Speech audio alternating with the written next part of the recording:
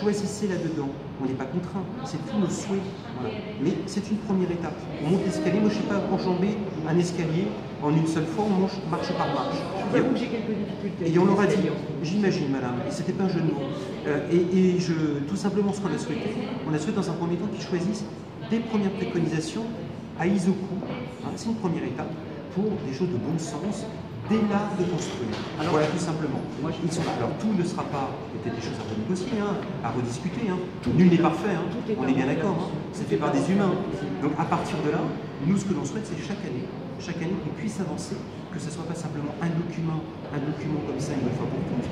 Un dispositif, c'est fait pour être évolué, être adapté dans le temps. Donc il faut absolument faire plus encore demain, c'est l'objectif, on avance tous ensemble. Et si effectivement il y a peut-être une aberration technique, dans ces cas-là, c'est bien d'avoir reconnu. Il n'y en a pas plus. J'ai vu que c'était la 12.2, donc il y en a pas plus. Il y en a. J'espère qu'on sera de revue, il n'y a pas de raison. C'est qu'un document, c'est qu'un cadre. Hein. Je vais vous faire passer, j'ai conçu un document, dossier de presse que je vais envoyer aux médias.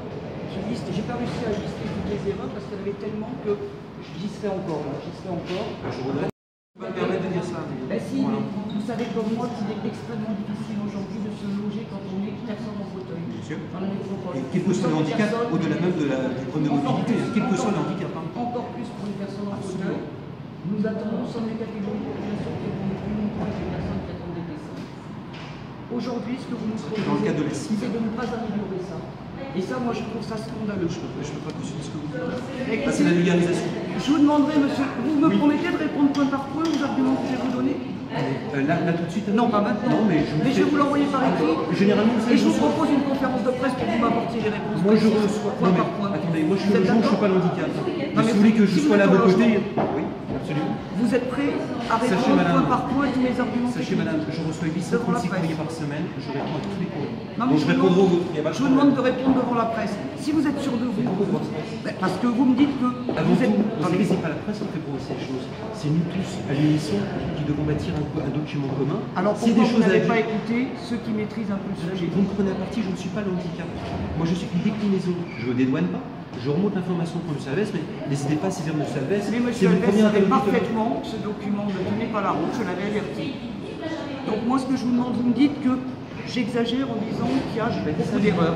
Donc si vous êtes sûr de vous, si vous êtes sûr de ce document, attendez, laissez-moi finir. Oui, si vous êtes vraiment sûr de ce document, vous allez accepter de répondre à tous les points que j'ai listés devant la presse. Madame, moi, je vous réponds une chose. Moi, je ne suis pas là pour me donner en spectacle. Moi, j'estime. Attendez, Madame Morin, chacun son mode d'expression. Moi, c'est pas le mien. Je suis plutôt un homme de dossier, un homme de fond. Si vous me dites qu'il y a des points techniques à revoir, on le revoit ensemble, au calme. Moi, je ne suis pas là pour me donner en spectacle, ni pour le micro, ni pour la télé. C'est ce que je propose depuis 4 ans. Je vais suggérer à M. Alves, parce que moi je ne suis pas seul, je suis une composante, mais je suis partie prenante. Il n'y a pas de souci, on se retrouve à la table, c'est des choses à revoir. C'est une première étape, elle n'est peut-être pas parfaite, on est là pour l'améliorer ensemble, mais je suis là pas pour me donner en spectacle et pour justement faire de la vulgarisation. Je ne suis pas pour. Le sujet est beaucoup trop important pour qu'on puisse le traiter ensemble. Écoutez, moi j'attends depuis 4 ans que vous écoutiez ce que je dis. Je propose des choses depuis 4 ans qui n'ont pas été retenues. La mairie a choisi d'aller en force dans une visite électorale. On a raison, Madame Morin, je ne tente pas là-dessus. Je dirais simplement, dites-moi un moment, je ne sais pas reçu, on ne s'est pas écouté. Même à titre personnel, pour les besoins que vous avez, je me dis moi. Vous voyez? Monsieur le Président, vous m'avez reçu, mais est-ce que vous avez pris en compte ce que je proposais? Est-ce que vous avez entendu que la hauteur d'allèche, c'est-à-dire le bas de la fenêtre, soit au premier étage à 100 cm? Il prévoit aussi que la poignée d'ouverture de la fenêtre soit à 100 cm. Donc expliquez-moi comment vous positionnez une poignée en dessous de la fenêtre. Il faut m'expliquer techniquement. Il est d'ailleurs incapable de répondre. C'est bourré de choses comme ça. Je vais vous adresser après par mail le document que j'ai établi.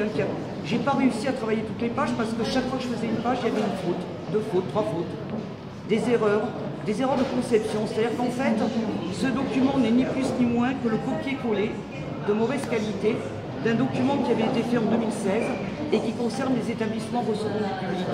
Alors que là, on parle de bâtiments d'habitation collective. C'est-à-dire que, je vais vous donner un exemple des choses que j'avais proposées qui n'ont pas été reprises. Quand vous positionnez un WC ou un lavabo dans un établissement recevant du public, vous allez le mettre à une seule hauteur parce que de toute façon, vous n'allez pas le déplacer pour chaque personne qui rentre dans les WC ou dans le lavabo.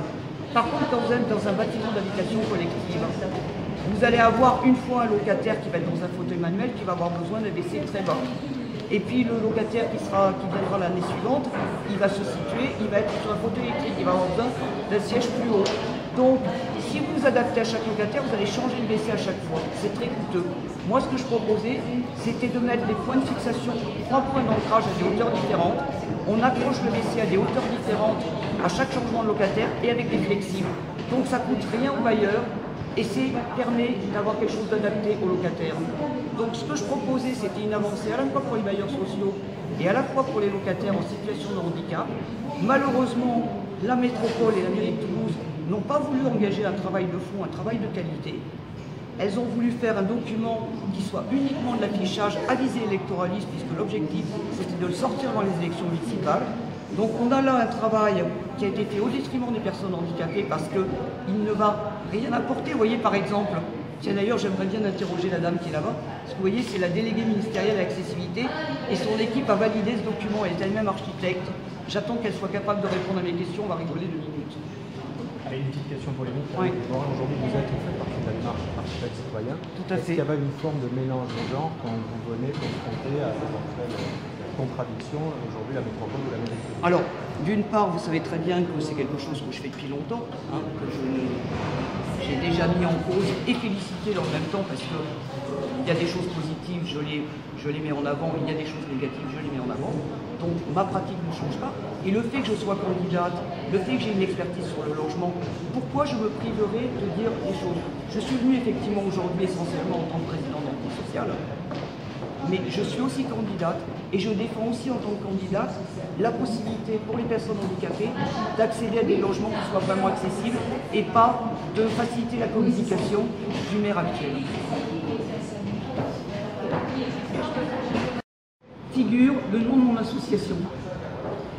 Excusez-moi. En aucun cas, on dit social cautionne ce document qui est bâclé, qui était réalisé dans une visée électoraliste uniquement et qui n'apportera quasiment rien aux personnes en situation de handicap. Ça fait 4 ans que nous demandions effectivement qu'un tel document soit réalisé. Simplement, il a été réalisé en dépit du bon sens. Il a été réalisé en dépit du bon sens. Il ne prend pas en compte la nécessité de concevoir de manière intelligente le bâtiment, et pour cela il faut le faire en amont. C'est-à-dire qu'ils se sont contentés de faire un copier-coller du document de 2016 qui traite de l'accessibilité des ERP. Or, dans un ERP, vous faites quelque chose qui est adapté à peu près à tout le monde. Parce que vous n'avez pas changé de mobilier, parce que vous n'avez pas changé la disposition des pièces, rajouté un ascenseur pour qu'une personne se rende dans l'ERP. Par contre, dans un logement, il faut que le logement soit adaptable, accessible et adaptable. C'est-à-dire qu'on puisse y pénétrer et qu'on puisse facilement le modifier pour le rendre accessible et réellement adapté à chaque locataire. Bonjour. Je vais vous faire passer la critique argumentée de ce document. Je ne sais pas si vos services l'ont relu en profondeur, mais il y a des erreurs manifestes. Je vais vous donner un exemple. Expliquez-moi comment est-ce qu'on peut positionner la hauteur d'allège à 100 cm et positionner le dispositif d'ouverture de la fenêtre aussi à 100 cm. On est bien d'accord. Et pourtant, c'est ce qui est écrit dans ce document. De la même manière, regardez, vous voyez cette photo? Il n'y a pas quelque chose qui vous choque?